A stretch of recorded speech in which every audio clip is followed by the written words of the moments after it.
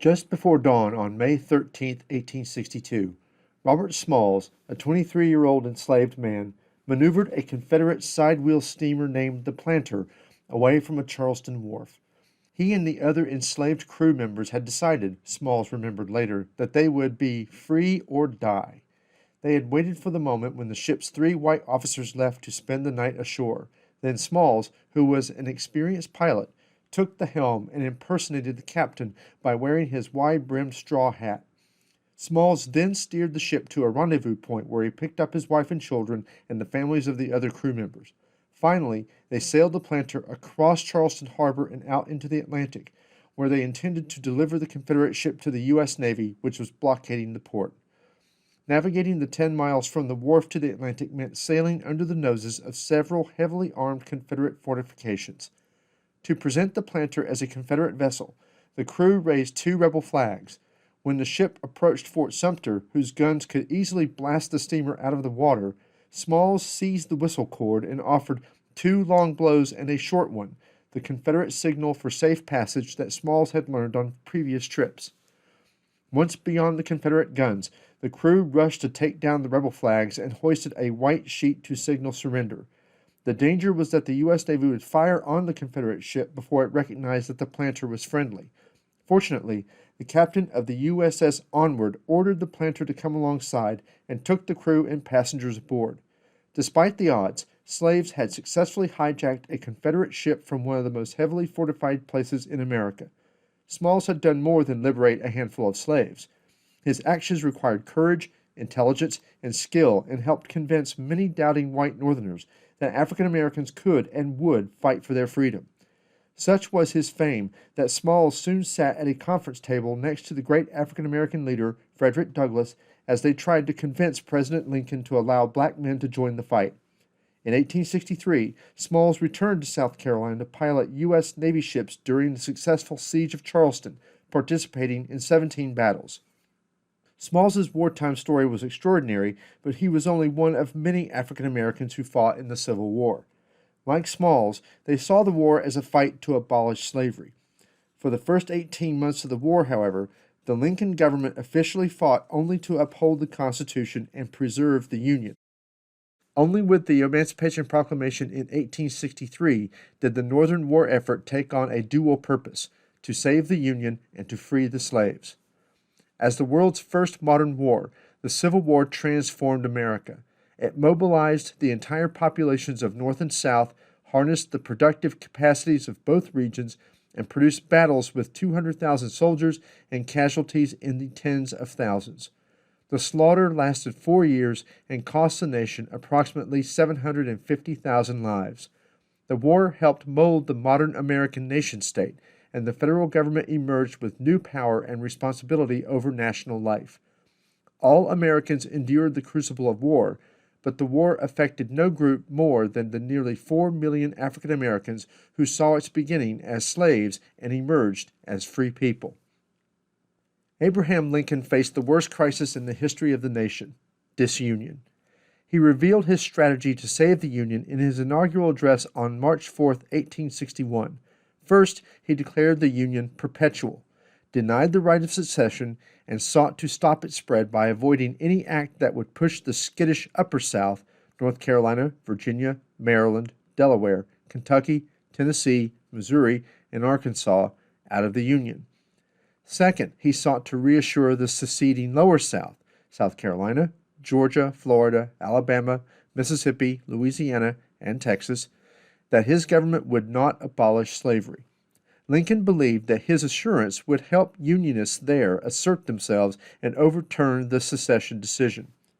His counterpart, Jefferson Davis, fully intended to establish the Confederate States of America as an independent slaveholding republic. To succeed, Davis had to sustain the secession fever that had carried the Lower South out of the Union. Even if the Lower South held firm, however, the Confederacy would remain weak without additional states. Davis watched for opportunities to add new stars to the Confederate flag. Neither men sought war. Both wanted to achieve their objectives peacefully. As Lincoln later observed, both parties deprecated war, but one of them would make war rather than let the nation survive, and the other would accept war rather than let it perish. And the war came. Major Robert Anderson and some 80 U.S. soldiers occupied Fort Sumter at the entrance to Charleston Harbor. The fort, with its American flag, became a hated symbol of the nation that Southerners had abandoned, and they wanted federal troops out of there. As Confederate state militias began to take over federal U.S. Army bases in their territory, Lincoln ordered commanders to quietly retreat and abandon those posts, all except Fort Sumter in Charleston Harbor and Fort Pickens off the Florida coast. Sumter was also important to Northerners as a symbolic beacon affirming federal authority in the seceded states. Lincoln decided to hold the fort. In early April 1861, Lincoln authorized a peaceful expedition to deliver badly needed supplies, but not military reinforcements, to the fort. The president understood that in seeking to relieve the fort he risked war, but his plan honored his inaugural promises to defend federal property and to avoid using military force unless first attacked. Masterfully, Lincoln had shifted the fateful decision of war or peace to Jefferson Davis. On April 9th, Davis and his cabinet met to consider the situation in Charleston Harbor. Davis argued for military action, but his Secretary of State, Robert Toombs of Georgia, countered, "Mr. President, at this time it is suicide, murder, and will lose us every friend at the North. You will wantonly strike a hornet's nest which extends from mountain to ocean, and legions now quiet will swarm out and sting us to death." But Davis ordered Confederate troops to take the fort before the relief expedition arrived. 33 hours of bombardment on April 12th and 13th reduced the fort to rubble. On April 14th, Major Anderson offered his surrender and lowered the U.S. flag. The Confederates had Fort Sumter, but they also had war. On April 15th, when Lincoln called for 75,000 militiamen to serve for 90 days to put down the rebellion, several times that number rushed to defend the flag. Democrats responded as fervently as Republicans. Stephen A. Douglas, the recently defeated Democratic candidate for president, pledged his support and noted, "There can be no neutrals in this war, only patriots or traitors." The secession of the Lower South appears to be a decisive move towards Southern independence from a North that appeared determined to abolish slavery, and while some Southerners cheered secession, it is doubtful that most of the senators and congressmen from those states who resigned their offices to take up posts in the Confederate government really believed that they were founding a new nation.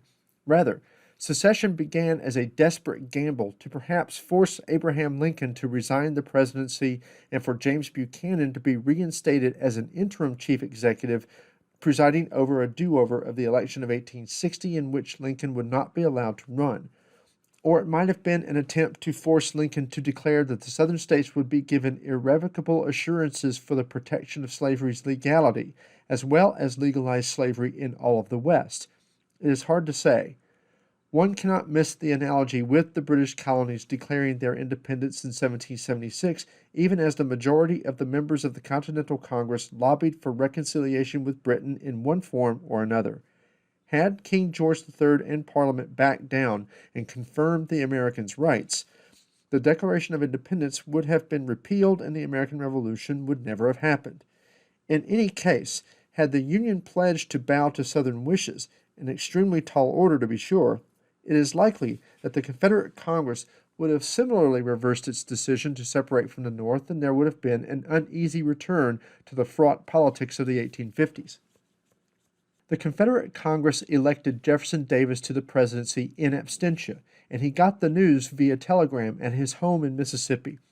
His wife recalled that when he read the message, he went pale and had to sit down, looking like a man who had just been shown a warrant for his own execution.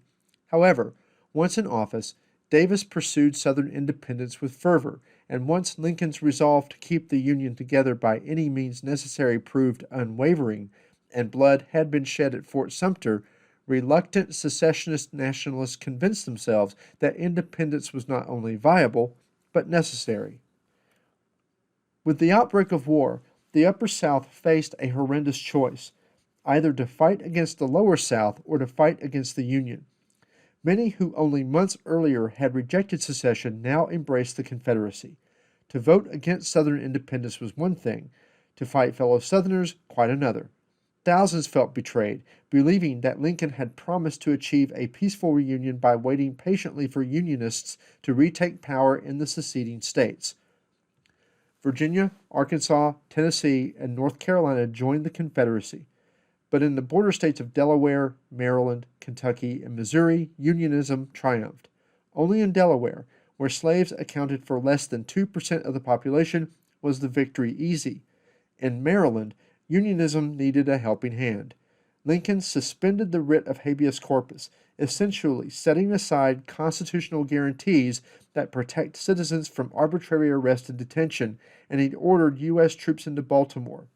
He had prominent Confederate sympathizers in the Maryland legislature arrested without charge and held indefinitely until a rump session of the state legislature met to declare its loyalty to the Union, thus rejecting secession. The struggle turned violent in the West. In Missouri, Unionists won a narrow victory, but Southern sympathizing guerrilla bands roamed the state for the duration of the war, terrorizing civilians and soldiers alike. In Kentucky, Unionists also narrowly defeated secession, but the pro-Southern minority claimed otherwise. Throughout the border states, secession divided families. 7 of Kentucky and Henry Clay's grandsons fought, 4 for the Confederacy and 3 for the Union.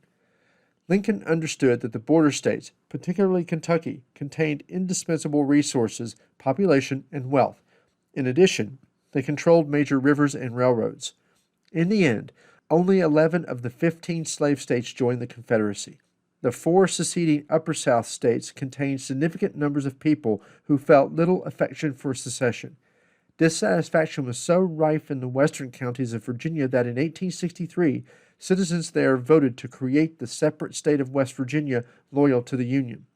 Still, the acquisition of 4 new states greatly strengthened the Confederacy's drive for national independence. Only slaveholders had a direct economic stake in preserving slavery, but most whites in the Confederacy defended the institution, the way of life built on it, and the Confederate nation. The degraded status of blacks elevated the status of the poorest whites.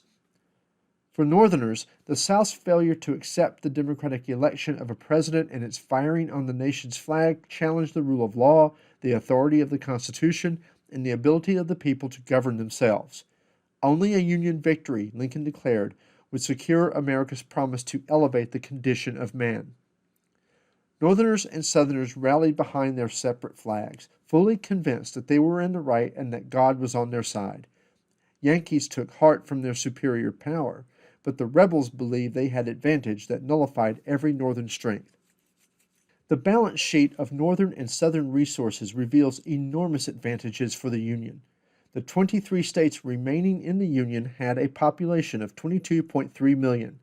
The 11 Confederate states had a population of only 9.1 million, of whom 3.67 million were slaves. The North's economic advantages were even more overwhelming. Yet Southerners expected to win for some good reasons, and they came very close to doing so. Southerners knew they bucked the military odds, but hadn't the liberty-loving colonists in 1776 also done so? How could anyone doubt the outcome of a contest between lean, hard, country-born rebel warriors defending family, property, and liberty, and soft, flabby, citified Yankee mechanics waging an unconstitutional war? The South's confidence also rested on its belief that Northern prosperity depended on the South's cotton. Without cotton, New England textile mills would stand idle. Without planters purchasing Northern manufactured goods, Northern factories would drown in their own unsold surpluses. And without the revenue earned by the overseas sales of cotton, the financial structure of the entire North would collapse. In the South's ability to withhold the benefits of our trade, one Virginian said, we hold a power over the North more powerful than a powerful army in the field. Cotton would also make Europe a powerful ally of the Confederacy, Southerners reasoned. Of the 900 million pounds of cotton Britain imported annually, more than 700 million pounds of it came from the American South. If the supply was interrupted, economic necessity would make Britain and perhaps France Confederate allies. And because the British Navy ruled the seas, the North would find Britain a formidable foe. The Confederacy recognized that Union victory required the North to defeat and subjugate the South, but a Confederate victory required only that the South stay at home, blunt invasions, avoid battles that risked annihilating its army, and outlast the North's will to fight. When an opportunity presented itself, the South would strike the invaders. Like the American colonists, the South could win independence by not losing the war. The Lincoln administration countered with an aggressive strategy designed to take advantage of its superior resources. Lincoln declared a naval blockade of the Confederacy to deny it the ability to sell cotton abroad, giving the South far fewer dollars to pay for war goods. Lincoln also ordered the Union Army into Virginia, at the same time planning a march through the Mississippi Valley that would cut the Confederacy in two. Most Americans thought of war in terms of their most recent experience, the Mexican-American War in the 1840s. In Mexico, fighting had taken relatively small numbers of lives and had inflicted only light damage on the countryside. They could not imagine the 4 ghastly years of bloodletting that lay ahead. Mobilization required effective political leadership, and at first glance, the South appeared to have the advantage. Jefferson Davis was a West Point graduate and an authentic hero of the Mexican-American War. He also brought to the Confederate presidency a distinguished political career, including experience in the U.S. Senate. Dignified and ramrod straight, Davis appeared to be everything a nation could want in a wartime leader. By contrast, Abraham Lincoln could show one lackluster term in the House of Representatives and almost no administrative experience. His sole brush with the military was as a captain in the militia in the Black Hawk War, a brief struggle in Illinois in 1832 in which whites expelled the last Indians from the state. The lanky, disheveled Illinois lawyer-politician looked anything but military or presidential. Davis, however, proved to be less than he appeared. Although he worked hard, he had no gift for military strategy, yet intervened often in military affairs. He was an even less able political leader. Quarrelsome and proud, he had an acid tongue that made enemies the Confederacy could ill afford. In his defense, the Confederacy's intimidating problems might have defeated an even more talented leader. With Lincoln, the North got far more than met the eye. He proved himself a master politician and a superb leader. When forming his cabinet, Lincoln chose the ablest men, even if they were often his chief rivals and critics. He appointed Salmon P. Chase Secretary of the Treasury, knowing that Chase had presidential ambitions.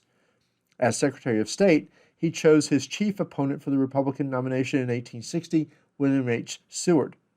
Despite his civilian background, Lincoln displayed an innate understanding of military strategy. No one was more crucial in mapping the Union war plan. Lincoln and Davis began gathering their military forces. Confederates had to build almost everything from scratch, and Northerners had to channel their superior numbers and industrial resources to war.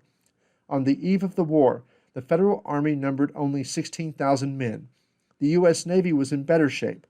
42 ships were in service, and a large merchant marine would in time provide more ships and sailors for the Union. Possessing a minuscule navy, the South pinned its hopes on its armies.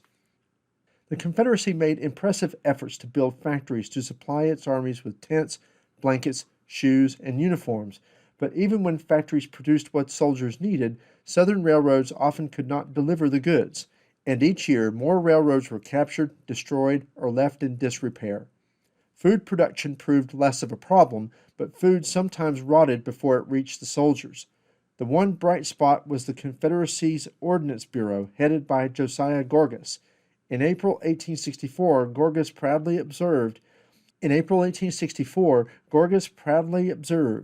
"Where 3 years ago we were not making a gun, a pistol, nor a saber, no shot nor shell, we now make all these in quantities to meet the demands of our large armies."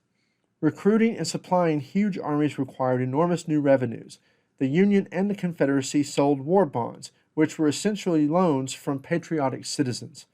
In addition, both sides returned to taxes. Eventually, both began printing paper money. Inflation soared, but the Confederacy suffered more because it financed a greater part of its wartime costs through the printing press.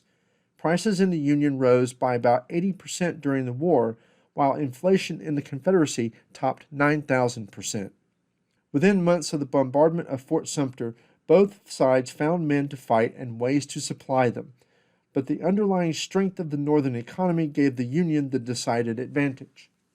Here it is helpful to pause and consider the war aims of both the Union and the Confederacy. Abraham Lincoln in 1861 was clear and unequivocal in stating the rationale for mobilizing against the Confederacy, and that was to preserve the Union. He knew full well that the strength of the United States lay in the combined strength of the Northern and Southern economies, which were of course interdependent. The loss of the Southern states would inevitably weaken the North both economically, diplomatically, and militarily, and could not be abided. He correctly surmised that the South would have been just as, if not more vulnerable, were it to have gone its own way peacefully. While Southerners insisted that Lincoln was waging a war for slave emancipation, he stoutly denied this, knowing that any failure to do so would have cost him political support for the war. It is widely thought that the Confederacy was fighting to conquer the United States and establish Jefferson Davis as president and the Confederate Congress as the new legislature that would immediately legalize slavery in all of the United States, but this is incorrect. The Confederacy fought for its independence from the United States, fulfilling a prophecy uttered by John C. Calhoun many years earlier that a permanent division of the North and South was inevitable and could be mutually advantageous. During the first year and a half of the war, armies fought major campaigns in both the East and West. While the Eastern campaign was more dramatic, Lincoln had trouble finding a capable general, and the fighting ended in a stalemate. Battles in the West proved more decisive. Union General Ulysses S. Grant won important victories in Kentucky and Tennessee.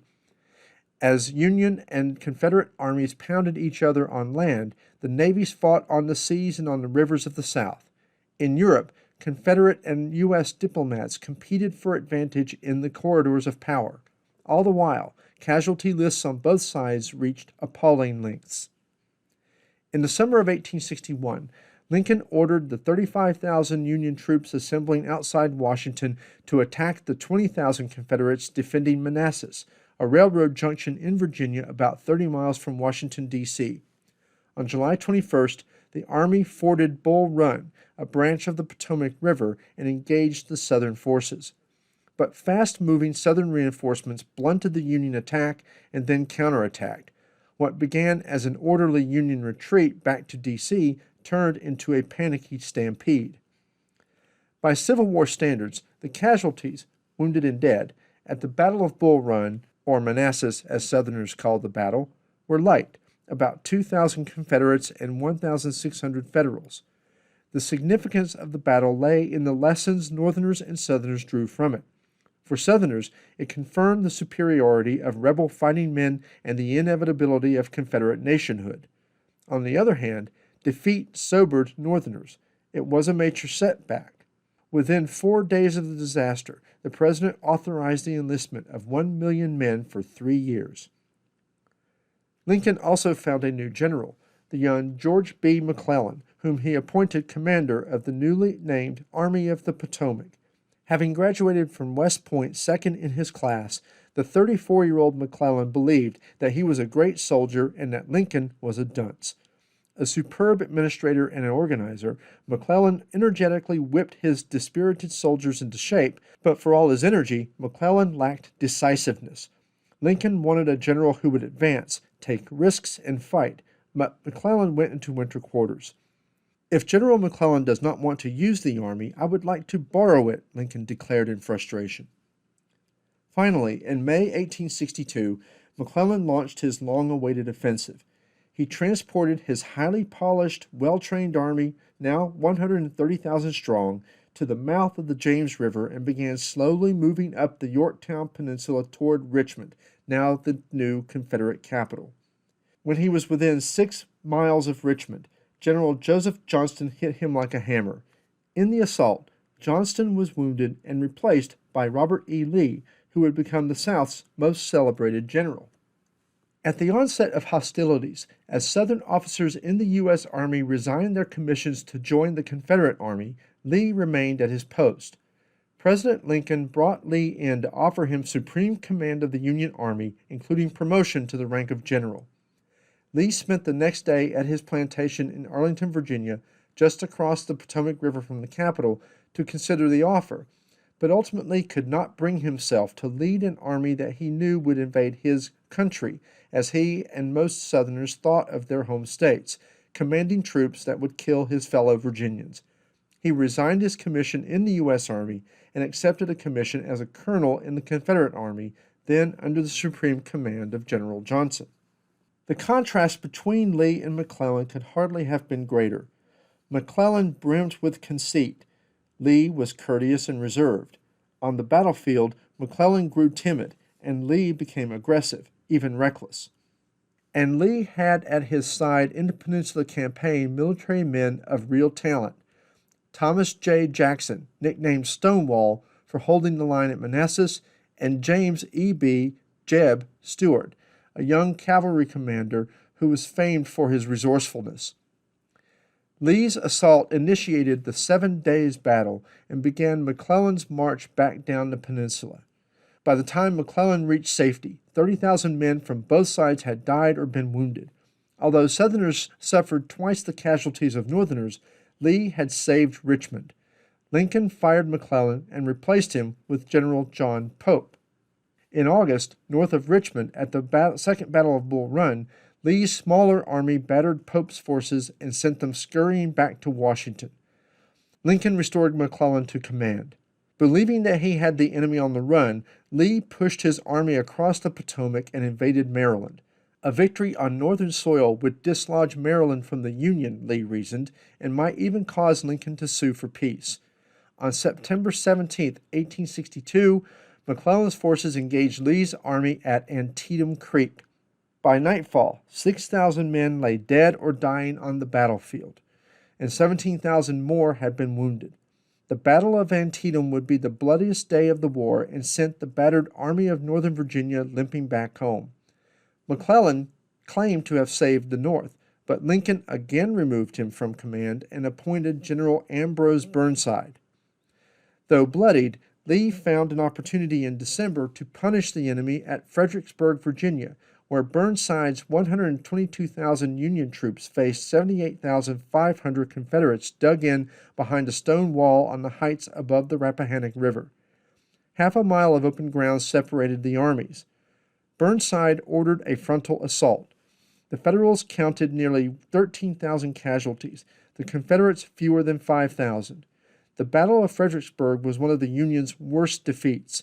As 1862 ended, the North seemed no nearer to ending the rebellion than it had been when the war began.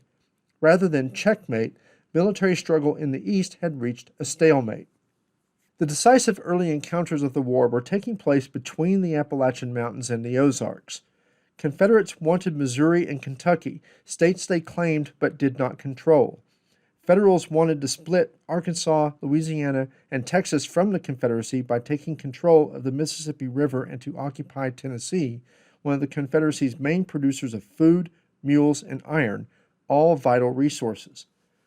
Before Union forces could march on Tennessee, they needed to secure Missouri. Union troops swept across Missouri to the border of Arkansas, where in March 1862 they encountered a 16,000-man Confederate army, which included 3 regiments of Indians from the so-called 5 civilized tribes, the Choctaw, Chickasaw, Creek, Seminole, and Cherokee. The Union victory at the Battle of Pea Ridge left Missouri free of Confederate troops, but guerrilla bands led by the notorious William Clark Quantrill and Bloody Bill Anderson burned, tortured, scalped, and murdered Union civilians and soldiers until the final year of the war. Even farther west, Confederate armies sought to extend their slaveholding empire all the way to the Pacific. Both sides recognized the immense value of the gold and silver mines of California, Nevada, and Colorado, and both sides bolstered their armies in the Southwest with Mexican Americans. A quick strike by Texas troops took Santa Fe, New Mexico in the winter of 1861 and 62. Then, in March 1862, a band of Colorado miners ambushed and crushed Southern forces at Glorieta Pass outside Santa Fe, effectively ending dreams of a Confederate empire beyond Texas. The principal Western battles took place in Tennessee, where General Ulysses S. Grant emerged as the key Northern commander. Grant, a West Point graduate who served in Mexico, was a 39-year-old dry goods clerk in Galena, Illinois when the war began. Gentle at home, he became pugnacious on the battlefield. Grant's philosophy of war as attrition would take a huge toll in human life, but it played to the North's superiority in manpower. Later, to critics who wanted Lincoln to sack Grant because of his drinking problem, the president would say, "I can't spare this man. He fights." In February 1862, operating in tandem with U.S. Navy gunboats, Grant captured Fort Henry on the Tennessee River and Fort Donelson on the Cumberland. Defeat forced the Confederates to withdraw from all of Kentucky and most of Tennessee, but Grant followed. On April 6th, General Albert Sidney Johnston's army surprised Grant at Shiloh Church in Tennessee. Union troops were badly mauled the first day, but Grant remained cool and brought up reinforcements throughout the night. The next morning, the Union Army counterattacked, driving the Confederates before it. The Battle of Shiloh was terribly costly to both sides. The 20,000 casualties included General Johnston. After Shiloh, Grant gave up all idea of saving the Union except by complete conquest. Although no one knew it at the time, Shiloh ruined the Confederacy's bid to control the Western theater. Union forces quickly captured the strategic town of Corinth, Mississippi, the river city of Memphis, and the South's largest city, New Orleans. By the end of 1862, the far west and most, but not all, of the Mississippi Valley lay in Union hands. At the same time, the outcome of the struggle in another theater of war was also becoming clearer. When the war began, the U.S. Navy's blockade fleet consisted of about 36 ships to patrol more than 3,500 miles of southern coastline, and rebel merchant ships were able to slip in and out of the southern ports nearly at will. Taking on cargoes in the Caribbean, sleek Confederate blockade runners brought in vital supplies, guns, and medicine. But with the U.S. Navy commissioning a new blockader almost weekly, the naval fleet eventually numbered 150 ships on duty, and the Union Navy dramatically improved its score. Unable to build a conventional navy equal to the expanding U.S. fleet, the Confederates experimented with radical new ship designs, including the ironclad warship. At Norfolk, Virginia, Southerners layered the wooden hull of the Merrimack with 2-inch thick armor plating. Rechristened the Virginia, the ship steamed out in March 1862 and sank 2 wooden Federal ships. When the Virginia returned to finish off the Federal blockaders the next morning, it was challenged by the Monitor, a Federal ironclad of even more radical design, topped with a revolving turret holding 2 11-inch guns. On March 9th, the 2 ships hurled shells at each other for 2 hours, but the battle ended in a draw. The Confederacy never found a way to break the Union blockade despite exploring many naval innovations, including a new underwater vessel, the submarine. By 1865, the blockaders were intercepting about half of the Southern ships attempting to break through. The Union Navy, a Southern naval officer observed, shut the Confederacy out from the world, deprived it of supplies, weakened its military and naval strength. What the Confederates could not achieve on the seas, they sought to achieve through international diplomacy. They based their hope for European intervention on King Cotton. In theory, cotton-starved European nations would have no choice but to break the Union blockade and recognize the Confederacy. Southern hopes were not unreasonable, for at the height of the cotton famine in 1862, when 2 million British workers were unemployed, Britain tilted toward recognition. Along with several other European nations, Britain granted the Confederacy belligerent status, which enabled it to buy goods and build ships in European ports.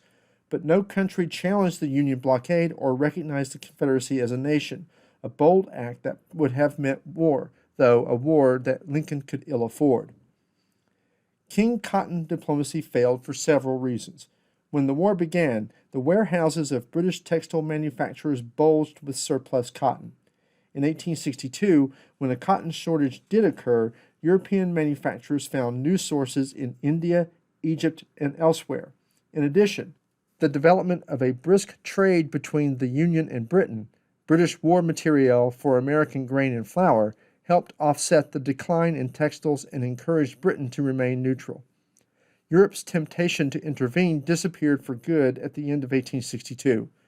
Union military successes in the West made Britain and France think twice about linking their fates to the struggling Confederacy. In September 1862, Lincoln announced a new policy that made an alliance with the Confederacy an alliance with slavery, a commitment the French and British, who had outlawed slavery in their empires and looked forward to its eradication worldwide, were not willing to make. For a year and a half, Lincoln insisted that the North fought strictly to save the Union and not to abolish slavery. Nevertheless, the War for Union became a war for African American freedom. Each month the conflict dragged on, it became clearer that the Confederate war machine depended heavily on slavery. Rebel armies used slaves to build fortifications and haul supplies. On the Southern home front, slaves labored in ironworks and shipyards, and they grew the food that fed both soldiers and civilians. Slavery undergirded the Confederacy as certainly as it had the Old South. In the field among Union military commanders, in the halls of Congress, and in the White House, the truth gradually came into focus. To defeat the Confederacy, the North would have to destroy slavery. Lincoln detested human bondage, but as president he felt compelled to act prudently in the interests of the Union. He doubted his right under the Constitution to abolish slavery outright, even in states in rebellion. An astute politician, Lincoln worked within the tight limits of public opinion. The issue of black freedom was particularly explosive in the loyal border states, where slaveholders threatened to jump into the arms of the Confederacy at even the hint of a general emancipation. Black freedom also raised alarms in the free states. The Democratic Party gave notice that emancipation would make the war strictly a Republican affair. Many white Northerners were not about to risk their lives to satisfy what they considered abolitionist fanaticism. Emancipation threatened to dislodge the loyal slave states from the Union, alienate the Democratic Party, deplete the armies, and perhaps even spark race warfare in the North. Yet proponents of emancipation pressed Lincoln as relentlessly as did the anti-emancipation forces. Abolitionists argued that by seceding, Southerners had forfeited their right to the protection of the Constitution and that Lincoln could, as the price of their treason, legally confiscate their slaves. When Lincoln refused, abolitionists scalded him. Frederick Douglass labeled him the miserable tool of traitors and rebels. The Republican-dominated Congress sometimes moved more vigorously against slavery than President Lincoln. In August 1861, Congress approved the Confiscation Act, which allowed the seizure of any slave employed directly by the Confederate military. It also fulfilled the Free Soil dream of prohibiting slavery in the territories and abolished slavery in Washington, D.C. Democrats and border state representatives voted against even these mild measures. Slaves, not politicians, became the most insistent force for emancipation. By running away to Union lines, they forced slavery on the North's wartime agenda. Runaways made Northerners answer a critical question. Were the runaways now free, or were they still slaves who, according to the fugitive slave law, had to be returned to their masters? At first, Union military officers sent the fugitives back, but Union armies needed laborers, and at Fort Monroe, Virginia, General Benjamin F. Butler called runaways contrabands of war, meaning confiscated property, and put them to work. Congress made Butler's practice national policy in March 1862 when it forbade returning fugitive slaves to their masters. Slaves were still not legally free, but there was a tilt toward emancipation. Lincoln's policy of non-interference with slavery gradually crumbled. To calm Northerners' racial fears, Lincoln offered colonization, the deportation of African Americans from the United States to Haiti, Panama, Liberia, and elsewhere. In the summer of 1862, he told a delegation of black visitors that racial prejudice among whites made it impossible for blacks to achieve equality in the United States. One African American responded, "This is our country as much as it is yours, and we will not leave it." Congress voted a small amount of money to underwrite colonization, but practical limitations and stiff black opposition sank the scheme. While Lincoln was developing his own anti-slavery initiatives, he snuffed out actions that he believed would jeopardize Northern unity. He was particularly alert to Union commanders who tried to dictate slavery policy from the field.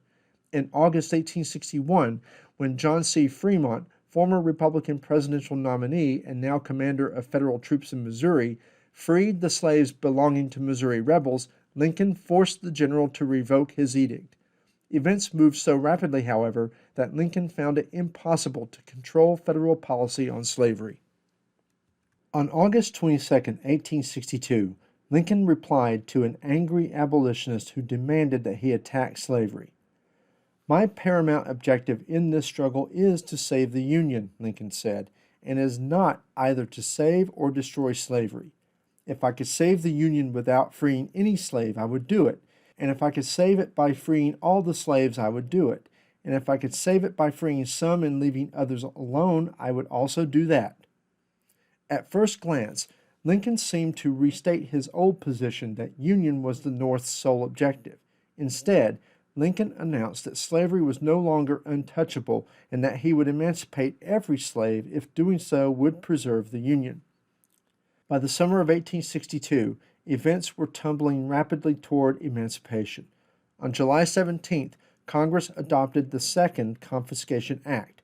The first had confiscated slaves employed by the Confederate military. The second declared all slaves of rebel masters forever free of their servitude. In theory, this breathtaking measure freed most Confederate slaves, for slaveholders formed the backbone of the rebellion. Congress had traveled far since the war began. Lincoln had too. By July 1862, the president had come to believe that emancipation was a military necessity, absolutely essential to the preservation of the Union.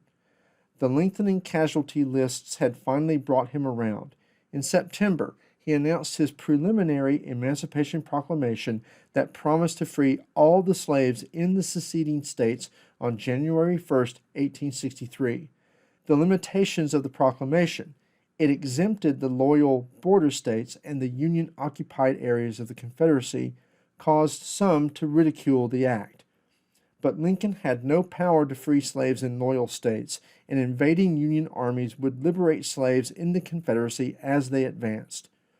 By presenting emancipation as a military necessity, Lincoln hoped to disarm his conservative critics. Emancipation would deprive the Confederacy of valuable slave laborers, shorten the war, and thus save lives. Democrats, however, fumed that the abolitionist faction had captured the White House.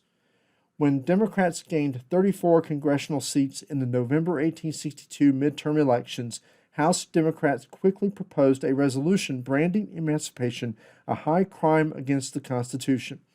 The Republicans, who maintained narrow majorities in both houses of Congress, barely beat it back. As promised, on New Year's Day 1863, Lincoln issued the final Emancipation Proclamation. In addition to freeing the slaves in the rebel states, the Emancipation Proclamation also committed the federal government to the fullest use of African Americans to defeat the Confederate enemy. Even before Lincoln proclaimed emancipation a Union war aim, African Americans in the North had volunteered to fight. But the War Department, doubtful of blacks' abilities and fearful of white reaction to serving side by side with them, refused to make black men soldiers. Instead, the Army employed black men as manual laborers. Black women sometimes found employment as laundresses and cooks. The Navy, however, accepted blacks from the outset, including runaway slaves. As white casualties increased, Northerners gradually and reluctantly turned to African Americans. With the Militia Act of July 1862, Congress authorized enrolling blacks in any military or naval service for which they may be found competent. After the Emancipation Proclamation, whites, like it or not, were fighting and dying for black freedom, and few insisted that blacks remain out of harm's way. Indeed, whites insisted that blacks share the danger, especially after March 1863, when Congress resorted to the draft to fill the Union Army. The military was far from colorblind. The Union Army established segregated black regiments, paid black soldiers $10 per month rather than the $13 it paid whites, refused blacks the opportunity to become commissioned officers, punished blacks as if they were slaves, and assigned blacks to labor battalions rather than to combat units. Still, when the war ended, 179,000 African American men had served in the Union Army. An astounding 71% of black men aged 18 to 45 in the Free States wore Union blue, a participation rate substantially higher than that of white men. In time, whites allowed blacks to put down their shovels and to shoulder rifles. Robert Small's hijacking of the planter contradicted whites' prejudices. Likewise, the battles of Port Hudson and Milliken's Bend on the Mississippi River and Fort Wagner in Charleston Harbor demonstrated black courage under fire. More than 38,000 black soldiers died in the Civil War, a mortality rate that was higher than that of white troops. Blacks played a crucial role in the triumph of the Union and the destruction of slavery in the South. When black men became soldiers, they and their families gained new confidence and self-esteem. Military service taught them new skills and introduced them to political struggle as they battled for their rights within the Army. Wartime experiences stood them in good stead when the War of Liberation was over and the battle for equality began. But first there was a rebellion to put down. Victory depended as much on what happened behind the lines as on the battlefields. By seceding, Southerners brought on themselves a firestorm of unimaginable fury. Monstrous losses on the battlefield nearly bled the Confederacy to death. Southerners on the home front also suffered, even at the hands of their own government. Efforts by the Davis administration in Richmond to centralize power in order to prosecute the war caused some men and women to charge Richmond with tyranny. War also meant severe economic hardship. Shortages and inflation hurt everyone, some more than others. By 1863, unequal suffering meant that planters and yeomen who had stood together began to drift apart. Most disturbing of all, slaves became open participants in the destruction of slavery and the Confederacy. Southerners were engaged in a total war, which is defined as one in which the whole population and the whole production are to be put on a war footing. Jefferson Davis faced the task of building an army and a navy from almost nothing, supplying them from factories that were scarce and puny, and paying for it all from a treasury that did not exist. Finding eager soldiers proved easiest. Hundreds of officers defected from the U.S. Army, and hundreds of thousands of eager young rebels volunteered to follow them. The Confederacy's economy and finances proved tougher problems. Because of the Union blockade, the government had no choice but to build an industrial sector itself. Government-owned clothing and shoe factories, mines, arms manufacturers, and powder works sprang up. The government also harnessed private companies, such as the huge Tredegar Iron Works in Richmond, to the war effort. Paying for the war became the most difficult task. A flood of paper money caused debilitating inflation. By April 1864, a Confederate soldier's monthly pay no longer bought a pair of socks. The Confederacy manufactured much more than most people imagined possible, but it never produced all that the rebels needed. Richmond's war-making effort brought unprecedented government intrusion into the private lives of Confederate citizens. In April 1862, the Confederate Congress passed the first conscription law in American history. All able-bodied white males between the ages of 18 and 35, later 17 and 50, were liable to serve in the rebel army. The government adopted a policy of impressment, which allowed officials to confiscate food, horses, and wagons from private citizens and to pay what they wanted. After March 1863, the Confederacy legally impressed slaves, employing them as military laborers. Richmond's centralizing efforts ran head-on against the South's traditional values of states' rights and unfettered individualism. Richmond and the states struggled for control of money, supplies, and soldiers, with damaging consequences for the war effort. Hardships on the home front fell most heavily on the poor. The draft stripped yeoman farms of men, leaving the women and children to grow what they ate. Government agents took 10% of harvests as a tax in kind on agriculture. Like inflation, shortages afflicted the entire population, but the rich lost luxuries while the poor lost necessities. In the spring of 1863, bread riots broke out in a dozen cities and villages across the South. In Richmond, a mob of nearly 1,000 hungry women broke into shops and took what they needed. Although a few wealthy individuals shared their bounty and the Confederate and state governments made efforts at social welfare, every attempt fell short. When the war ended, 1/3 of the soldiers had already gone home.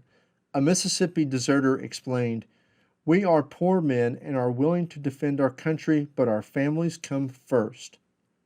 Small white farmers perceived a profound inequality of sacrifice. They called it a rich man's war and a poor man's fight. The draft law permitted a man who had money to hire a substitute to take his place. A 20 Negro law exempted one white man on every plantation with 20 or more slaves. The government intended this law to provide protection for white women and to see that slaves tended the crops, but yeomen perceived it as rich men evading military service. While small and middling slaveholders went to war, planter elites generally avoided military service, and the extreme suffering of common folk and the relative immunity of planters increased class friction. The Confederate government hoped that the crucible of war would mold a region into a nation. Officials actively promoted Confederate nationalism. Clergymen assured their congregations that God had blessed slavery and the new nation. Jefferson Davis claimed that the Confederacy was part of a divine plan and asked citizens to observe national days of fasting and prayer. But these efforts failed to win over thousands of die-hard Unionists and an increasing number of alienated yeomen. As animosity between yeomen and planters increased, the war also threatened to rip the Southern social fabric along its racial seam. The legal destruction of slavery was the product of presidential proclamation, congressional legislation, and eventually constitutional amendment, but the practical destruction of slavery was the product of war, what Lincoln called war's friction and abrasion. Slaves took advantage of the upheaval to reach for freedom. Some 500,000 of the South's 4 million slaves ran away to Union military lines. More than 100,000 runaways took up arms as Federal soldiers and sailors. Other men and women stayed in the slave quarter, where they also staked their claim to freedom. War disrupted slavery in a dozen ways. Almost immediately, it called the master away, leaving the mistress to assume responsibility for the plantation. But mistresses could not maintain traditional standards of slave discipline in wartime, and the balance of power shifted. Slaves got to the fields late, worked indifferently, and quit early. Some slaveholders responded violently. Most saw no alternative but to strike bargains, offering gifts or part of the crop to keep slaves at home and at work. Whites' greatest fear, retaliatory violence, rarely occurred, but slaves gradually undermined white mastery and expanded control over their own lives. Although little fighting took place on northern soil, almost every family had a son, husband, father, or brother in uniform. As in the South, men marched off to fight, but preserving the country was also women's work. For civilians as well as soldiers, for women as well as men, war was a transforming experience. The need to build and fuel the Union war machine strengthened the federal government and boosted the economy. The Union sent nearly 2 million men into the military and still increased production in almost every area. But because the rewards and burdens of patriotism were distributed unevenly, the North experienced sharp, even violent divisions. Workers confronted employers, whites confronted blacks, and Democrats confronted Republicans. Still, Northerners on the home front remained fervently attached to the Union. When the war began, the United States had no national banking system, no national currency, and no federal income tax. But the secession of 11 slave states cut the Democrats' strength in Congress in half and destroyed their capability to resist Republican economic programs. The Legal Tender Act of February 1862 created a national currency, paper money that Northerners called greenbacks. With the passage of the National Banking Act in February 1863, Congress established a system of national banks that by the 1870s had largely replaced the antebellum system of decentralized state banks. Congress also enacted a series of sweeping tax laws. The Republicans' wartime legislation also aimed at integrating the West into the Union. In May 1862, Congress approved the Homestead Act, which offered 160 acres of public land to settlers who would live and labor on it. The Homestead Act bolstered Western loyalty and in time resulted in more than 1 million new farms. The Pacific Railroad Act in July 1862 provided massive federal assistance for building a transcontinental railroad that ran from Omaha to San Francisco when completed in 1869. Congress further bound East and West by subsidizing the Pony Express mail service and a transcontinental telegraph. Congress also created the Department of Agriculture and passed the Land Grant College Act, also known as the Morrill Act after its sponsor, Representative Justin Morrill of Vermont, which set aside public land to support universities that emphasized agriculture and mechanical arts. As the Lincoln administration strengthened the North's ability to win the war, it also permanently changed the nation. More than 1 million farm men were called to the military, and farm women added men's chores to their own. Rising production testified to their success in plowing, planting, and harvesting. Rapid mechanization assisted farm women in their new roles. Cyrus McCormick sold 165,000 of his reapers during the war years. The combination of high prices for farm products and increased production ensured that war and prosperity joined hands in the rural North. In cities, women stepped into jobs vacated by men, particularly in manufacturing. In addition, women entered essentially new occupations such as government secretaries and clerks. The number of women working for wages rose 40% during the war. As more and more women entered the workforce, employers cut wages. In 1864, New York seamstresses working 14-hour days earned only $1.54 a week, not enough to sustain life, they said. Urban workers resorted increasingly to strikes to wrench decent salaries from their employers, but their protests rarely succeeded. Most middle-class white women stayed home and contributed to the war effort in traditional ways. They sewed, wrapped bandages, and sold homemade goods at local fairs to raise money to aid the soldiers. Other women expressed their patriotism in an untraditional way. Defying prejudices about female delicacy, thousands of women on both sides volunteered to nurse the wounded. Many Northern female volunteers worked through the U.S. Sanitary Commission, a huge civilian organization that bought and distributed clothing, food, and medicine, recruited doctors and nurses, and buried the dead. Some volunteers went on to become paid military nurses. Dorothea Dix, well known for her efforts to reform hospitals and build insane asylums, was named Superintendent of Female Nurses in April 1861. By 1863, some 3,000 nurses served under her. Most nurses worked in hospitals behind the battle lines, but some, like Clara Barton, who later founded the American Red Cross, worked in battlefield units. At first, the bustle of economic and military mobilization seemed to silence politics, but bipartisan unity did not last. Within a year, Democrats were labeling the Republican administration a reign of terror and denouncing as unconstitutional Republican policies expanding federal power, subsidizing private businesses, and emancipating the slaves. In turn, Republicans were calling Democrats the party of Dixie, Davis, and the devil.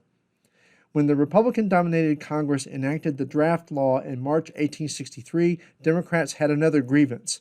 The law required that all men between the ages of 20 and 45 enroll in a lottery that would decide who went to war. It also allowed a draftee to hire a substitute or simply to pay a $300 fine and get out of his military obligation. As in the South, common folk could be heard chanting, "A rich man's war and a poor man's fight." Linking the draft and emancipation, Democrats argued that Republicans employed an unconstitutional means, the draft, to achieve an unconstitutional end, emancipation. In the summer of 1863, anti-draft, anti-black mobs went on rampages in northern cities. In July in New York City, Democratic Irish working men crowded into filthy tenements, gouged by inflation, enraged by the draft, and dead set against fighting to free blacks, erupted in 4 days of rioting. The New York City draft riots killed at least 105 people, most of them black. Lincoln called Democratic opposition to the war the fire in the rear and believed that it was even more threatening to national survival than were Confederate armies. The anti-war wing of the Democratic Party, the Peace Democrats, whom some called Copperheads after the poisonous snake, found their chief spokesman in Ohio Congressman Clement Vallandigham, who demanded, "Stop fighting, make an armistice, withdraw your army from the seceding states."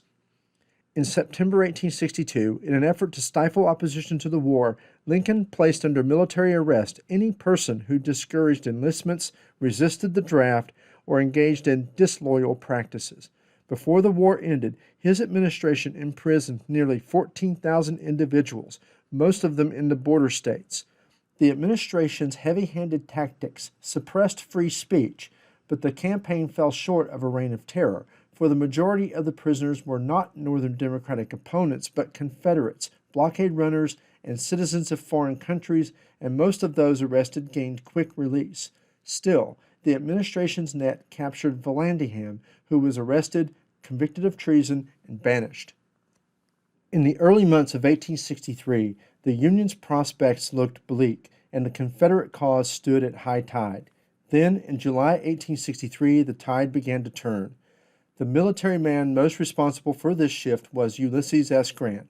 Elevated to supreme command in 1864, Grant knit together a powerful war machine that integrated a sophisticated command structure, modern technology, and complex logistics and supply systems. Grant's arithmetic was simple. Killing more of the enemy than he killed of you equaled the complete overthrow of the rebellion.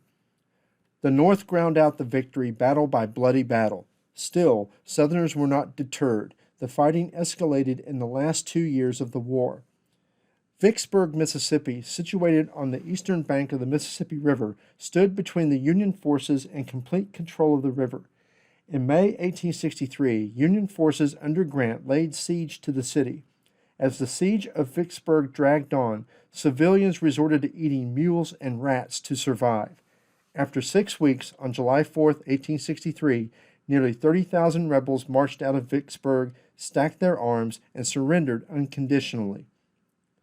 On the same 4th of July, word arrived that Union forces had crushed General Lee at Gettysburg, Pennsylvania. Emboldened by his victory at Chancellorsville in May, Lee and his 75,000-man army had invaded Pennsylvania. On June 28th, Union forces under General George G. Meade intercepted the Confederates at the small town of Gettysburg, where Union soldiers occupied the high ground. In 3 days of furious fighting, the Confederates failed to dislodge the Federals. The Battle of Gettysburg cost Lee more than one-third of his army, 28,000 casualties. "It's all my fault," he lamented. On the night of July 4, 1863, he marched his battered army back to Virginia. The twin disasters at Vicksburg and Gettysburg proved to be the turning point of the war. The Confederacy could not replace the nearly 60,000 soldiers who were captured, wounded, or killed. It is hindsight, however, that permits us to see the pair of battles as decisive. At the time, the Confederacy still controlled the heartland of the South, and Lee still had a vicious sting. War weariness threatened to erode the North's will to win before the Union armies could destroy the Confederacy's ability to carry on. In the fall of 1863, General U.S. Grant, who was now commander of Union forces between the Mississippi River and the Appalachians, won a decisive victory at Chattanooga, Tennessee. The victory opened the door to Georgia. In March 1864, Lincoln asked Grant to come east to become general-in-chief of all Union armies. In Washington, General Grant implemented his grand strategy for a war of attrition. He ordered a series of simultaneous assaults from Virginia to Louisiana. 2 actions proved particularly significant. In one, General William Tecumseh Sherman, whom Grant appointed his successor to command the Western armies, plunged southeast toward Atlanta. In the other, Grant, who took control of the Army of the Potomac, went head-to-head with Lee in Virginia in May and June of 1864. The fighting between Grant and Lee was particularly savage. At the Battle of the Wilderness, where thick forest often made it impossible to see more than 10 paces, the armies pounded away at each other until approximately 18,000 Yankees and 11,000 rebels had fallen. At Spotsylvania Courthouse, frenzied men fought hand-to-hand for 18 hours in the rain.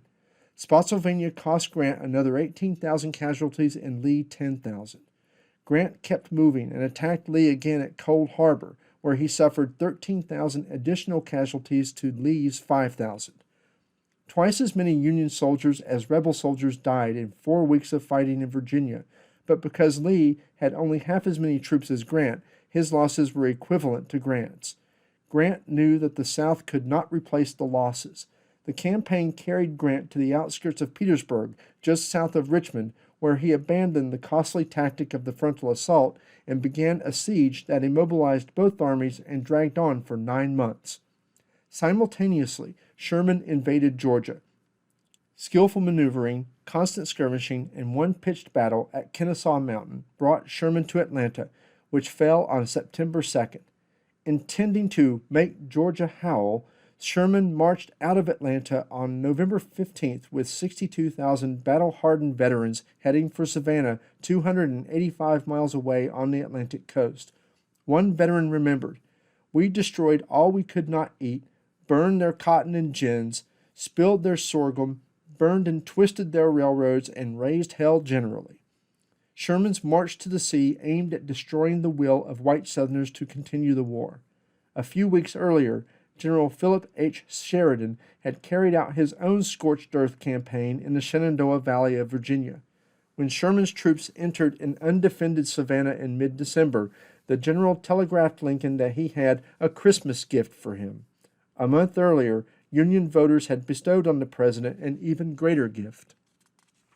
In the summer of 1864, with Sherman temporarily checked outside Atlanta and Grant bogged down in the siege of Petersburg, the Democratic Party smelled victory in the fall elections. The Democrats were badly divided, however. Peace Democrats insisted on a truce, while war Democrats supported the conflict but opposed Republican means of fighting it. The party tried to paper over the chasm by nominating a war candidate, General George McClellan, but adopting a peace platform that demanded an immediate end to hostilities. Republicans denounced the peace plank as a cut-and-run plan that virtually proposed to surrender. The capture of Atlanta in September turned the political tide in favor of the Republicans. Lincoln received 55% of the popular vote, but his electoral margin was a whopping 212 to McClellan's 21. Lincoln's resounding victory gave him a mandate to continue the war until slavery and the Confederacy were dead. As 1865 dawned, military disaster littered the Confederate landscape. With the destruction of John B. Hood's army at Nashville in December 1864, the interior of the Confederacy lay in Union hands. Sherman's troops, resting momentarily in Savannah, eyed South Carolina hungrily. Farther north, Grant had Lee's army pinned down in Petersburg, a few miles from Richmond. Some Confederates turned their backs on the rebellion. News from the battlefields made it difficult not to conclude that the Yankees had beaten them. When soldiers' wives begged their husbands to return home to keep their families from starving, the stream of deserters grew dramatically. Still, white Southerners had demonstrated a remarkable endurance for their cause. Half of the Confederate soldiers were casualties of war, and the sacrifices of ragged, hungry women and children were obvious to all. The end came with a rush. On February 1st, 1865, Sherman's troops stormed out of Savannah into South Carolina, the cradle of the Confederacy. In Virginia, Lee abandoned Petersburg on April 2nd, and Richmond fell on April 3rd.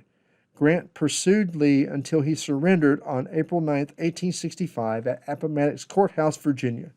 Grant offered generous peace terms. He allowed Lee's men to return home and to keep their horses. With Lee gone, the remaining Confederate armies lost hope and gave up within 2 weeks. The shooting war was over. No one was more relieved than Lincoln, but his celebration was restrained. He told his cabinet that his post-war burdens would weigh almost as heavily as those of wartime. Seeking a distraction, Lincoln attended Ford's Theater on the evening of Friday, April 14, 1865. John Wilkes Booth, an actor with Southern sympathies, slipped into the president's box and shot Lincoln in the head, the president dying the next morning. Vice President Andrew Johnson became president. The man who had led the nation through the war would not lead it during the post-war search for a just peace. The war cost Lincoln and approximately 750,000 soldiers and sailors their lives, more than in all the nation's other wars combined. Several factors explain why so many died. The sheer size of the armies. Some battles involved more than 200,000 soldiers, ensured huge casualties.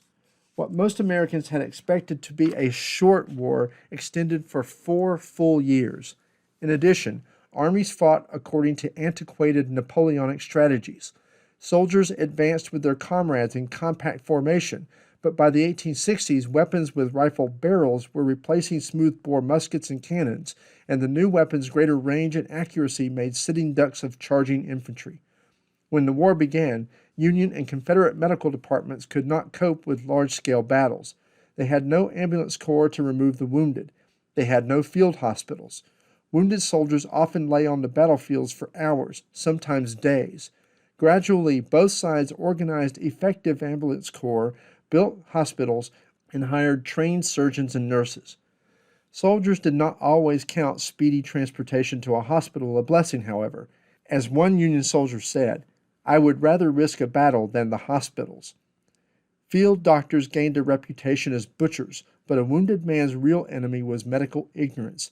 Unaware of basic germ theory, surgeons spread infections almost every time they operated. They wore the same dirty smocks for days and washed their scalpels and saws in buckets of filthy water. The growing ranks of nurses increased men's odds and alleviated their suffering. Still, nearly 1 of every 5 wounded rebel soldiers died, and 1 of every 6 wounded Union soldiers. A century later, in Vietnam, only 1 wounded American soldier in 400 died. Soldiers who avoided battlefield wounds and hospital infections still faced sickness. Dysentery, typhoid fever, pneumonia, and malaria cut down many. Disease killed nearly twice as many soldiers as did battle. Many who died of disease were prisoners of war. Some 30,000 Northerners died in Confederate prisons, and some 26,000 Southerners died in Union prisons. The soldiers' cultural attitudes and values also played a role in the war's huge death toll. The 19th century code of masculinity propelled bravery on the battlefields, and patriotism, for either the Union or the Confederacy, moved soldiers to risk everything. Confederate wives and mothers were especially known to tell their sons, husbands, and brothers heading off to war to, quote, "come home carrying your shield or carried upon it," end quote. Soldiers' religious beliefs helped them deal with the prospect of death. The triumph of evangelical Protestantism meant that many soldiers believed in a heaven that promised bodily resurrection and family reunion. The assurance of everlasting life surrounded by family made it easier to face death. A transformed nation emerged from the crucible of war. Antebellum America was decentralized politically and loosely integrated economically. To bend the resources of the country to a Union victory, Congress enacted legislation that reshaped the nation's political and economic character. It created a transcontinental railroad and miles of telegraph lines to bind the West to the rest of the nation. The massive changes brought about by the war, the creation of a truly national government, a national economy, and a national spirit, led one historian to call the American Civil War the Second American Revolution. The Civil War also had a profound effect on individual lives. Millions of men and a handful of women put on blue or gray uniforms and fought and suffered for what they passionately believed was right. The war disrupted families, leaving some women with additional responsibilities and providing others wartime work in factories, offices, and hospitals. It offered African Americans new and more effective ways to resist slavery and agitate for equality. The war devastated the South. 3/4 of Southern white men of military age served in the Confederate Army, and half of them became casualties. The war destroyed 2/5 of the South's livestock, wrecked half of the farm machinery, and blackened dozens of cities and towns. The struggle also cost the North a heavy price in lives, but rather than devastating the land, the war set the countryside and cities humming with business activity. The radical shift in power from south to north signaled a new direction in American development, the long decline of agriculture and the rise of industrial capitalism. Most revolutionary of all, the war ended slavery. Ironically, the South's war to preserve slavery destroyed it. Nearly 200,000 black men dedicated their military service to its eradication. Because slavery was both a labor and a racial system, the institution was entangled in almost every aspect of Southern life. Slavery's uprooting inevitably meant fundamental change, but the full meaning of abolition remained unclear in 1865, and the status of ex-slaves would be the principal task of Reconstruction. An amusing postscript to the war involves the story of Wilmer McLean, a successful grocer living near Manassas, Virginia, when his home state seceded from the Union in April 1861. Initially opposed to secession, McLean eventually embraced the idea, though at 47 he was too old to enter service in the state militia. Confederate Brigadier General Beauregard used McLean's house as his headquarters, which made it a target for Union artillery, one ball practically destroying his outdoor kitchen. Living so close to the Union capital, McLean knew that the opposing armies were likely to tear back and forth through the area for who knows how long, and so in 1863 he sold his house and moved west to the sleepy hamlet of Appomattox Courthouse, far away, he presumed, from any future fighting. He made ends meet by supplying the Confederate Army with sugar and other provisions, no doubt congratulating himself on his wise decision to take his family away from an epicenter of the war. However, in the spring of 1865, after losing to General Grant at Petersburg and Richmond, Robert E. Lee led his bedraggled and demoralized Army of Northern Virginia away from the pursuing Army of the Potomac, eventually bringing him to Appomattox Courthouse. As Lee came to accept the inevitability of his defeat, he and Grant agreed to meet to discuss surrender terms, and the nearest mutually agreeable place to have their sit-down was Wilmer McLean's house. Once the fateful meeting was over, McLean joked that the Civil War began in his front yard and ended in his front parlor.